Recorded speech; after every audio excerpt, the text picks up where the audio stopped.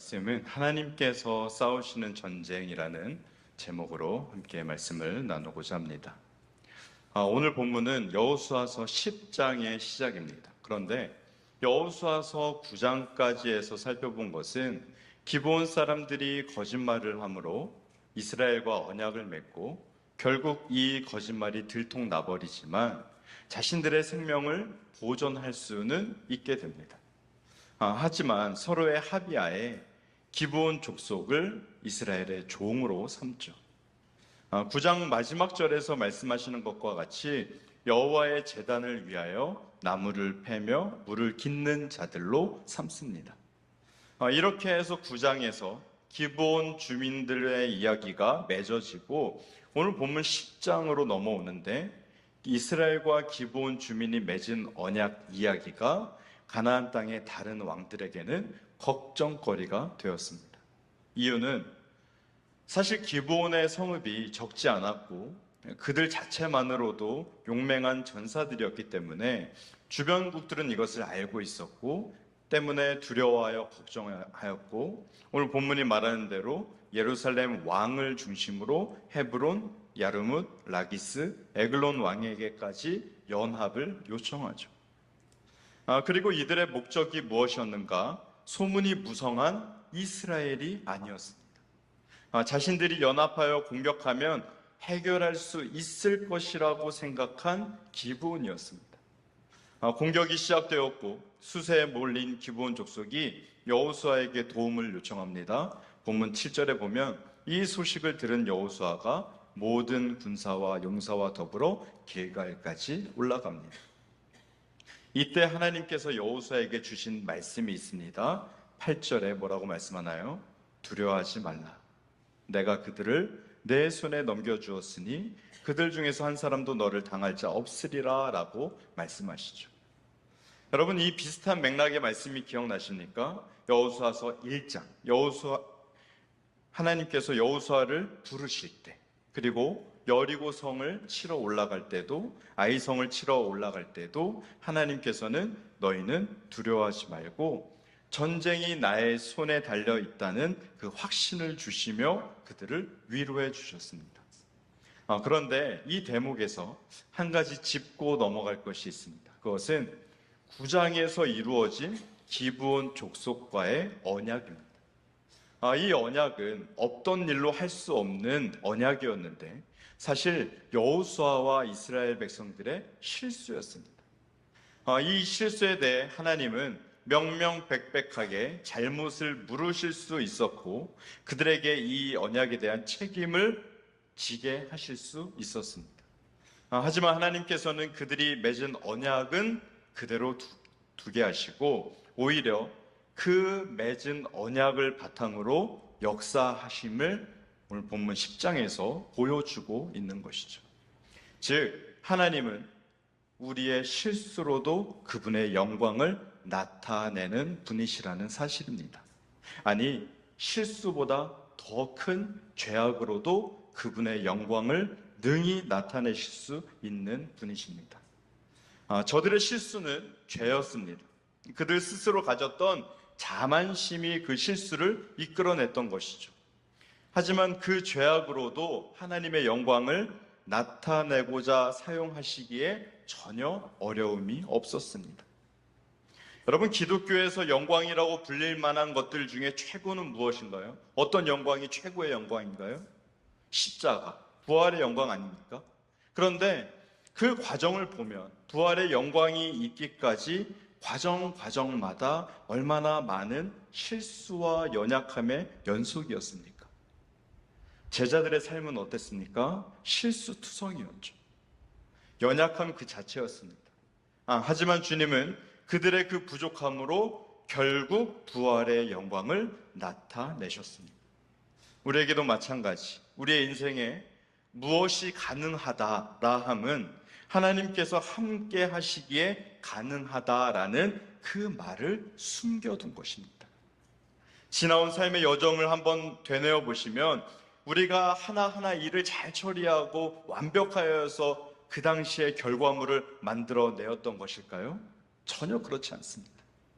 우리는 참 잘했다. 그때 아주 적절했다. 그때 그 판단이 아주 옳았다. 이렇게 스스로 평가하기도 하지만 여러분, 하나님께서도 우리의 평가와 똑같은 평가를 해 주시겠습니까?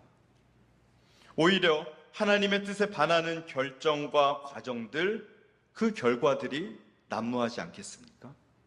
그런데도 망하지 아니하고 그대로 엎드러지지 아니하고 지금까지 이어져 왔다는 것은 곧 그 순간마저도 하나님이 함께 하셨다는 증거임을 기억하시기 바랍니다. 여러분, 혹 삶에 간증할 게 별로 없으십니까?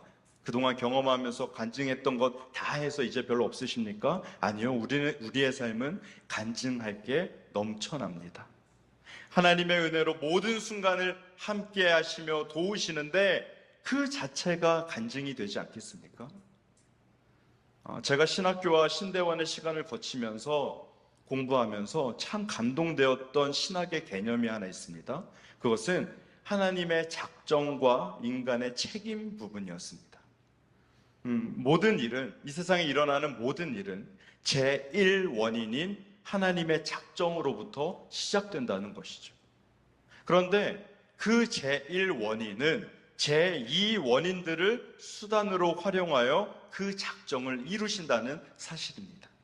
여기에는 그 제2원인에 해당되는 것에는 모든 우리의 선택과 모든 노력도 다 포함되는데 인간사에 일어나는 모든 일들을 통하여 결국 그분의 작정을 이루어내신다는 그 사실이 저에게는 큰 감동이었습니다.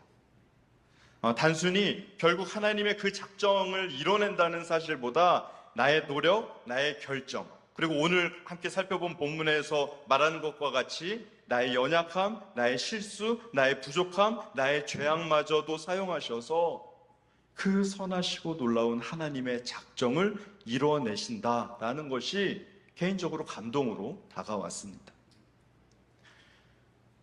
우리 교단이 함께 따르고 있는, 맥을 같이 하고 있는 칼빈의 기독교 강요 1권 17장에 보면 하나님의 섭리에 대한 부분을 다루고 있는데 여기에 이렇게 말합니다. 하나님은 악을 허용하시되 그것마저 자신의 선한 뜻을 이루기 위한 도구로 사용하신다라고 말합니다.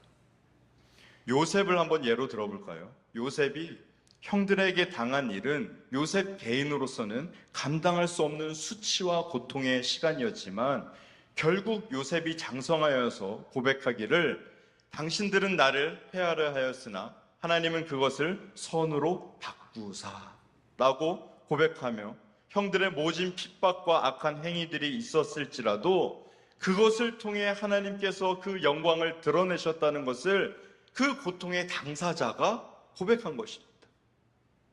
그러면 여러분, 우리는 어떻게 살면 되겠습니까? 잘해야 합니다.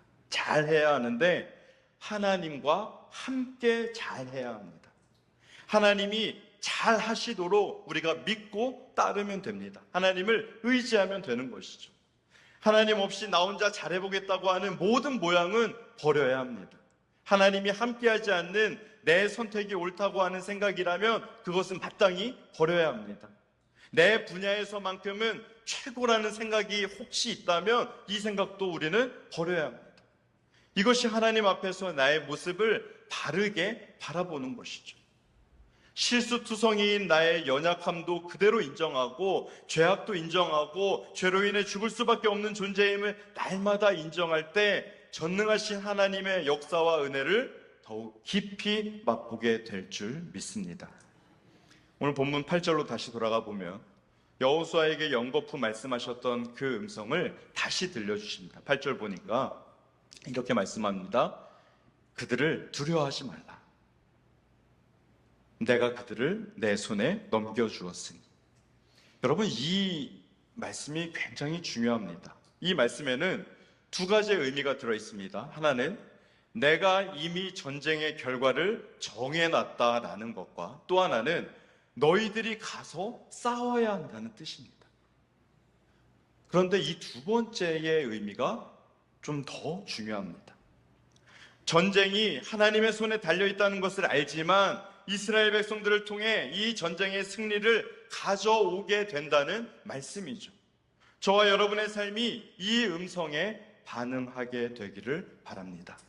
무슨 뜻인가? 우리는 실제 삶의 전쟁이든 영적 전쟁이든 8절의 말씀과 반대로 기도하기 바쁩니다.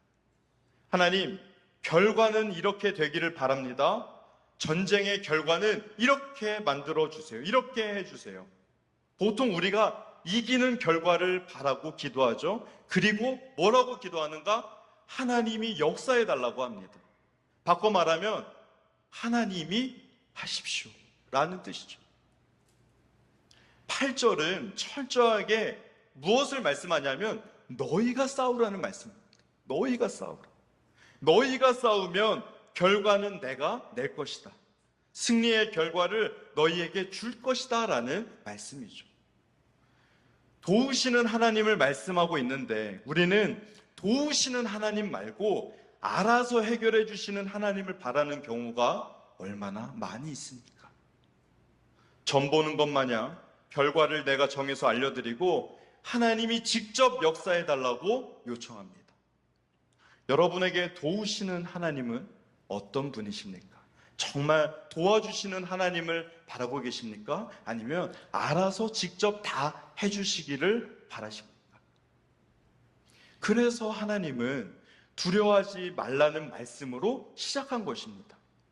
너희가 직접 싸워야 한다. 그런데 그 싸움을 시작하려고 하면 분명히 두려울 것이다. 이 전쟁에 너희가 이길지 질지 알 수 없을 것이기 때문에 너희들에게 두려움이 있을 것이다. 하지만 걱정하지 말아라. 내가 이미 결과를 정해놓았다. 그러니 두려울 것이 없다. 가서 싸워라. 로 이해해야 이 본문의 8절의 말씀이 통으로 이해되는 것입니다. 여러분 반대로 생각해 볼까요?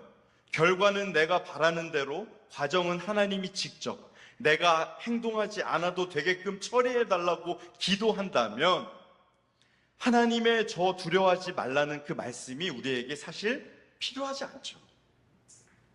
하나님이 하실 건데 우리가 두려워할 일이 뭐가 있습니까? 두려워할 일이 없죠. 전능하신 하나님이 일하시는데 두려워할 것이 뭐가 있을까요? 8절을 통해서 하나님이 나를 통해 일하시는 방법을 정확히 말씀해 주신 것입니다. 여러분 오이코스 작정하고 오이코스 위해서 계속 기도하고 계시죠? 여러분 기도만 하십니까? 아니면 행동도 하고 계십니까? 벌써 8월입니다. 오이코스 작정한 지가 엊그제 같은데 벌써 8월을 지나고 있습니다. 여러분 어떤가요? 여러분의 오이코스들을 볼 때 어떤 변화가 보이십니까? 어떤 변화가 보일 정도로 여러분이 무엇인가를 애쓰고 노력하셨습니까? 그 무엇일지라도 힘쓰고 애씀이 있었다면 그것은 충분히 박수 받을 만합니다. 그런데 만약 오이코스를 작정하고 아무 행동하지 않고 교회에 오게 해주십시오. 예수님 믿게 해주십시오. 하나님의 때가 되면 저 사람을 주의 전으로 불러주십시오. 라고 기도만 한다면 이러한 우리의 모습과 오늘 본문에서 말씀하시는 하나님의 말씀과 배치되는 것 아니겠습니까? 여러분 이 본문에 적용해서 가장 적나라한 것이 무엇일까? 전도입니다. 전도. 오이코스는 물론이거니와 여러분 전도를 생각할 때 고상하고 양반처럼 말로 전도하는 방법만 논한다면 사실 이것은 아무 의미가 없습니다. 교회 공동체 안에 들어와 있으니 안락하죠. 다른 사람들이 전도하는 모습만 봐도 배가 부르고 뿌듯합니다. 흐뭇합니다. 그런데 그 모습을 바라보고 있는 그 사람은 과연 행동하고 있는가? 여러분 저희 교회도요. 여러분 아실지 모르실지 모르겠지만 실버교구에 연세가 많이 드셨지만 그럼에도 정말 꾸준하게 전도하시는 분들이 계십니다. 그분들이 어떤 이유에서든 하나님의 일하심, 승리케 하심을 바라며 맡은 바 충성하는 것이죠. 여러분 그분들 통해서 열매가 안 맺혀질 수 있겠습니까? 너희가 싸우라, 너희가 전도하라, 너희가 일하라, 너희가 봉사하라. 우리가 내가 하는 것입니다.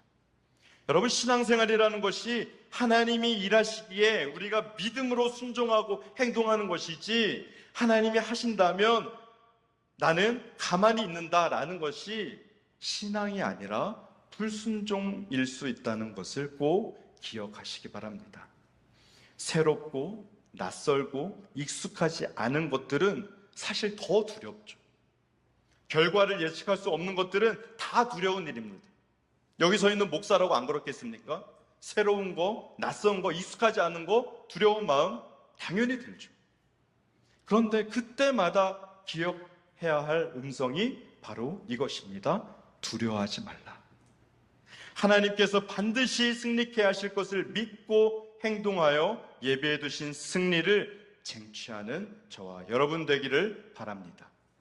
이제 주신 말씀대로 길갈에서 떠나 밤새 올라가 적들이 있는 곳에 도착해 급습을 합니다. 기드온에서 전투를 벌여 아래 베토론까지 밀고 올라가는데 약 5km. 그리고 오늘 본문에서 말하는 대로 베토론이 두 가지로, 아래 베토론과 윗 베토론으로 나뉘어지는데, 윗 베토론까지 밀고 올라가면 약 7km 정도 되는 거리를 전투하면서 쭉 밀고 간 것입니다.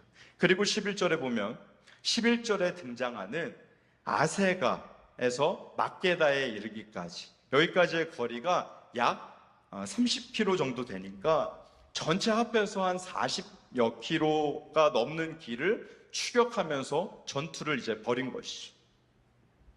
기브온에서 크게 승리하고 베토론에서 시작하여 아세가와 막게다까지 전투를 계속 이어갑니다. 적들은 도망하기 시작하고 하나님께서는 하늘에서 우박을 내리시어 칼에 죽은 자보다 더 많은 병사가 죽게 하십니다. 그리고 12절에 여호수아의 유명한 말이 등장합니다. 12절 한번 볼까요?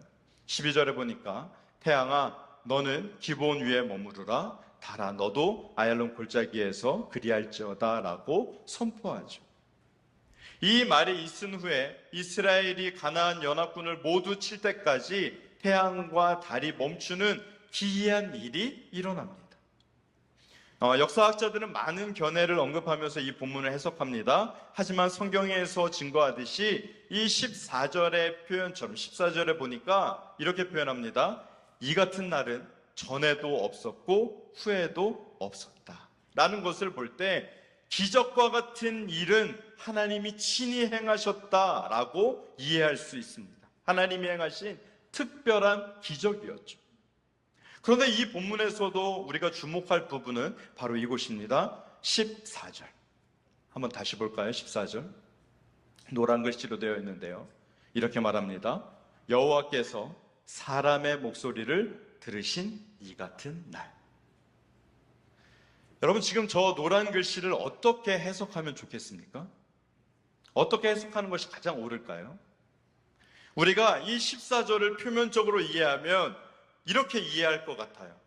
여호수아의 선포에 하나님이 응답하셨고 하나님의 초자연적인 섭리로 해와 달이 멈추게 하셨다로 이해하고 넘어가겠지만, 사실 이 본문은 그렇게만 이해하기에는 좀 무리가 있습니다. 14절을 볼 때 여전히 중심은 하나님께 있어야 하는 것이고, 이렇게 해석하는 것이 옳습니다. 여호수아의 선포, 이 기도는 하나님의 인도하심에 따른 기도였고 하나님의 작정, 섭리 안에 있는 기도였다라고 이해해야 하는 것이죠. 여호수아의 어떤 의지로서 해와 달이 멈추라라고 지시했다, 이것이 아니라 그의 선포, 그의 기도가 하나님께서 딱 원하셨던 선포, 기도였다로 이해해야 하는 것이 맞는 것이죠. 그리고 이 사건을 여호수아서를 기록한 기록자는 여호와께서 이스라엘을 위하여 싸우셨음이니라 라고 하면서 전쟁의 승리가 온전히 하나님의 역사였다라고 인정합니다. 전에도 없고 후에도 없었다는 말로써 이때 특별히 허용된 사건인데, 하나님의 응답은 과거나 현재나 미래에도 여전하지만 이러한 방식은 히브리서에서도 고백하듯이 성경의 계시가 완성된 이후 예수 그리스도가 최종적인 완전한 계시 있기 때문에 예수님 이후로는 중단되었죠. 예수님이 오시고는 이런 기적은 없습니다. 그러면 우리는 무엇을 적용할 수 있을까요? 여전히 하나님의 뜻에 합하는 기도는 주님의 응답을 기대할 수 있다는 것으로 이해해야 합니다. 나의 의지로는 이것이 어려우니 성령 하나님의 인도하심을 받아 성령의 조명하심을 힘입어 하나님의 뜻에, 그 작정과 섭리에 합하는 기도를 할 때 하나님의 일하심을 기대할 수 있는 것이죠.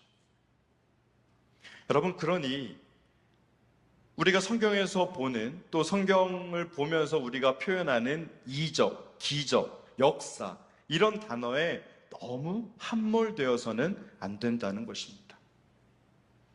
여러분, 혹 여호수아서 10장을 여러 번 읽어보셨다면 이 10장을 읽어 내려갈 때 어디에 가장 눈길이 머무르십니까? 여러분, 10장에서 어디에 눈길이 가장 머무르시나요? 해와 달이 멈추고 우박이 떨어지는 것에 눈길이 좀 더 가죠. 물론 이것들은 하나님이 실제 행하신 기적들입니다. 하지만 이런 외적인 기적들에만 몰두하다 보면 정작 더 본질적인 것을 놓칠 수 있는데, 그것이 바로 죄인인 내가 하나님과 소통하고 유일하신 하나님과 연결되어 있다는 것이 가장 크고 놀라운 기적이라는 것을 꼭 기억하시기 바랍니다. 영원한 생명, 구원의 역사보다 큰 것이 없지만 예수 그리스도가 유대 땅에 태어나고 장성했을 때 그를 로마의 압제로부터 해결해 줄 존재로만 사람들은 축소시켜 버렸습니다. 그들에게 찾아온 하나님의 사랑인 것을 몰랐고, 그들의 유일한 해갈의 생명수이심을 몰랐고, 그들의 유일한 해방자이심을 그들이 몰랐습니다. 여러분이 구원의 확신이 있으시다면 하나님과 연결되는 것, 그분과 매 순간 소통하는 것이 그 무엇과 비교할 수 없는 크고 놀라운 역사라는 사실을 꼭 기억하셔야 합니다. 우리의 편에서 아무리 크고 놀라운 기적의 역사를 할지라도 하나님의 편에서 베푸시는 놀라운 은혜와 사랑보다 더 큰 기적이 어디에 있겠습니까? 이미 예수 그리스도를 통해 우리에게 보이셨고 지금도 그 사랑으로 우리에게 베풀어 주고 계시는데, 우리는 이것에 너무 익숙해져 버린 탓인지 아니면 그 감흥이 다 사라져 버린 탓인지 우리는 오히려 눈에 보이는 기적들만을 추구하는 모습들이 많이 나타나는 것입니다. 하나님의 뜻에 합하는 기도에 여러분 관심이 있으십니까? 오늘 설교의 제목과 같이 하나님께서 싸우시는 전쟁을 매일 경험하고 싶지 않으십니까? 그렇게 매일 승리하며 하나님과 함께 기뻐하고 하나님과 함께 소통하며 감사하며 영광 돌리는 삶을 원하지 않으십니까? 요한일서 1장 3절에 이렇게 말씀합니다. 우리가 보고 들은 바를 너희에게도 전함은 너희로 우리의 사귐이 있게 하려 함이니 우리의 사귐은 아버지와 그의 아들 예수 그리스도와 더불어 누림이라. 아멘. 말씀을 맺습니다. 하나님께서 싸우시는 전쟁, 그 중심에는 언제나 하나님의 주권과 우리의 순종이 함께 있습니다. 여호수아는 하나님의 약속을 듣고 자신에게 임한 그 두려움을 내려놓았습니다. 그리고 하나님은 그 믿음과 순종을 통해서 역사하셨습니다. 오늘 우리에게도 마찬가지입니다. 하나님이 하시는 전쟁에서 우리는 결코 방관자가 아닌 것이죠. 도구로서, 동역자로 부름받은 존재들입니다. 오늘 본문은 하나님의 전능하신 섭리 속에서 인간의 실수조차도 하나님의 선으로 바꾸시는 그 주권을 보여주고 있습니다. 여호수아와 이스라엘이 실수했던 그 기브온과의 언약이 결국 하나님의 영광을 나타내는 통로가 되었습니다. 여러분, 이것이 얼마나 놀라운 은혜입니까? 우리의 삶에도 마찬가지이죠.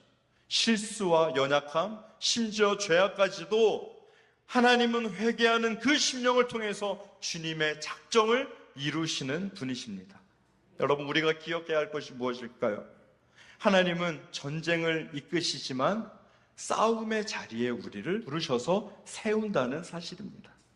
하나님은 결과를 정하시고 그 과정에 우리를 부르십니다.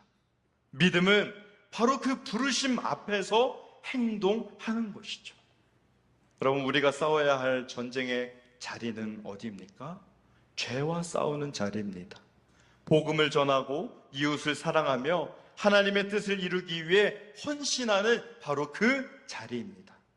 사랑하는 여러분, 하나님은 오늘도 여호수아에게 들려주신 그 말씀으로 우리에게 다가오십니다. 두려워하지 말라. 내가 그들을 내 손에 넘겨 주었으니. 이 말씀 앞에서 어떻게 반응해야 할까요? 두려움이 아닌 믿음으로 반응해야 할 줄 믿습니다.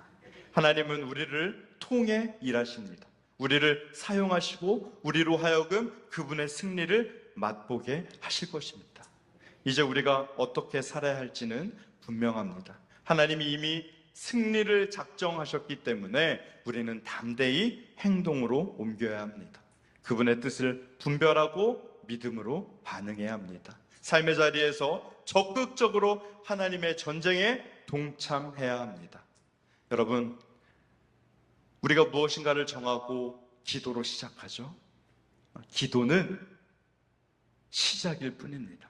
그 기도에 응답하는 삶의 행동이 곧 믿음의 증거임을 믿으시기 바랍니다. 하나님은 당신의 백성을 통해 일하시기를 기뻐하십니다. 그러므로 두려워하지 말라라는 이 하나님의 음성에 멈추지 마시기를 바랍니다. 나아가 싸우시고 그 싸움에서 승리를 주시는 하나님께 모든 영광 돌리는 삶을 살아가시기를 바랍니다. 바로 그 자리에서 하나님의 영광과 은혜의 능력을 깊이 경험하는 우리 모두가 되시기를 주님의 이름으로 축원드립니다. 아멘. 기도하십니다.